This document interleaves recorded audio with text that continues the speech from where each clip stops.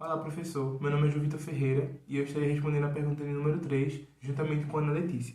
E a pergunta diz o seguinte: quais os princípios básicos da formulação teórica da cidade moderna, sobretudo nos CMEs e na Carta de Atenas? Em que ela difere da cidade tradicional em termos formais e morfológicos? Quais os princípios sociais e políticos que embasavam esta cidade? Bom, os princípios da arquitetura moderna, de acordo com o CIMES, que no caso é o Congresso Internacional de Arquitetura Moderna, que no caso era um evento que reunia vários arquitetos para eles discutirem soluções para vários âmbitos da arquitetura. Esses princípios se dão na parte da funcionalidade, a aplicação de novas tecnologias, a flexibilidade e a padronização de materiais para otimizar recursos não defendidos. E a partir daí se originam outros princípios que dão os princípios completos da cidade moderna. E também está incluso nesses princípios que a cidade ela deve funcionar de uma maneira igualitária, onde todos os habitantes que moram nela sejam tratados de uma maneira igual e que eles possam usufruir dos avanços tecnológicos que tem na cidade, todo mundo.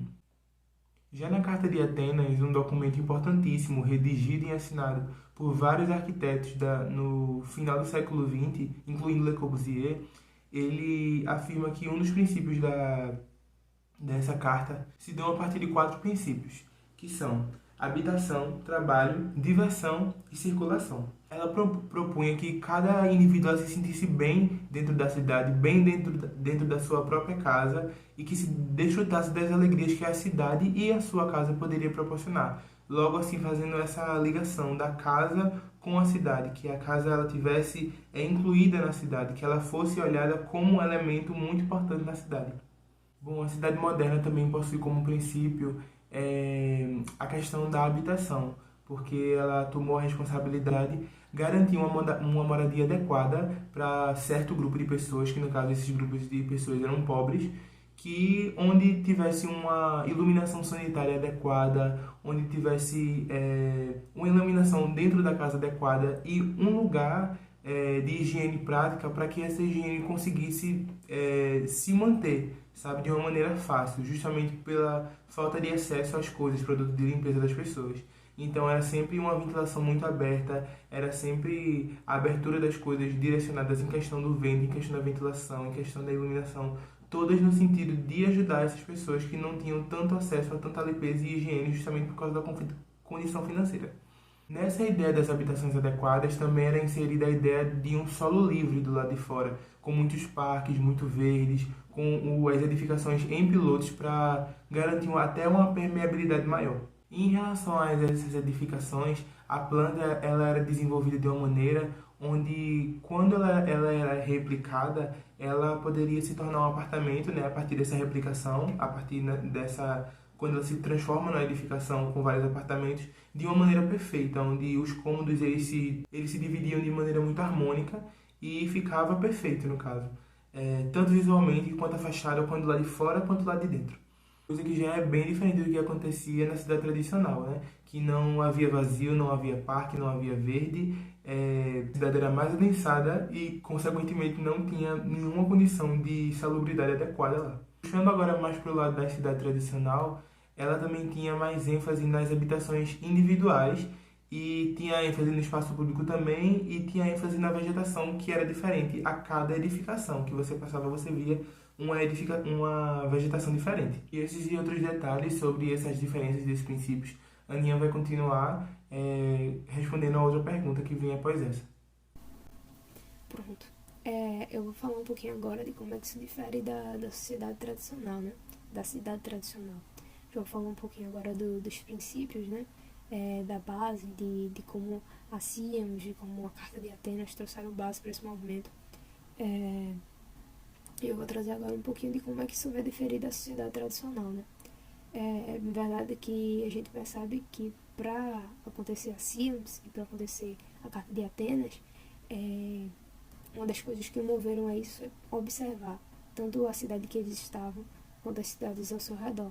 Então a gente vai perceber que na cidade onde eles estavam, por eles estarem em um período entre guerras, eles tinham necessidade de construir muitas moradias e muitas edificações muito rápido. Não havia tanto recurso. Então era necessário que fossem materiais mais baratos para suprir a necessidade de todo mundo.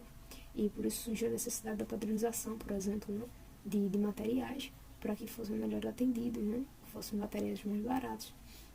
E eles começam a fazer pesquisas e observar as cidades ao seu redor que tinham tido um crescimento muito rápido. Como a industrialização também estava acontecendo naquele momento, muita gente estava migrando do campo para a cidade. Então estava existindo aquele grande adensamento de pessoas na cidade.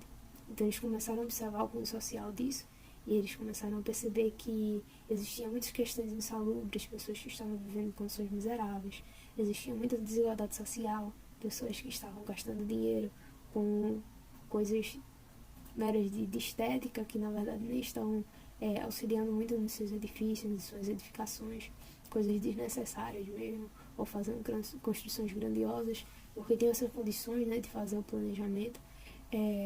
Ao passo que muitas pessoas pobres não tinham essas condições, estavam vivendo em condições miseráveis e não tinham condições de fazer um planejamento, então acabava que vinham nascendo muitas novas casas, moradias, edificações sem planejamento e cada em um lugar, né?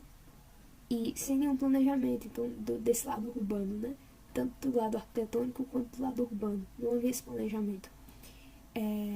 Então, tendo em vista isso, trazendo já essa diferenciação, né, o que diferiria essa cidade tradicional da cidade moderna, é que essa cidade tradicional ela iria crescendo de acordo com a necessidade, né? Então os próprios moradores que iriam trazendo essa demanda. E a cidade moderna não, eles buscavam perceber qual era a necessidade que estava acontecendo ali e não fazer de todo jeito ou deixar para que os próprios moradores façam.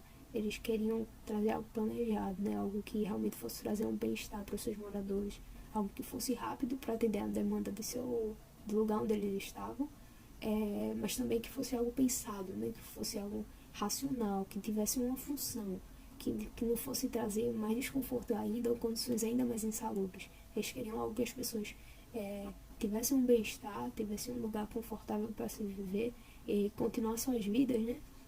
E investir em outras coisas, trabalharem, ter um lugar realmente digno para viver.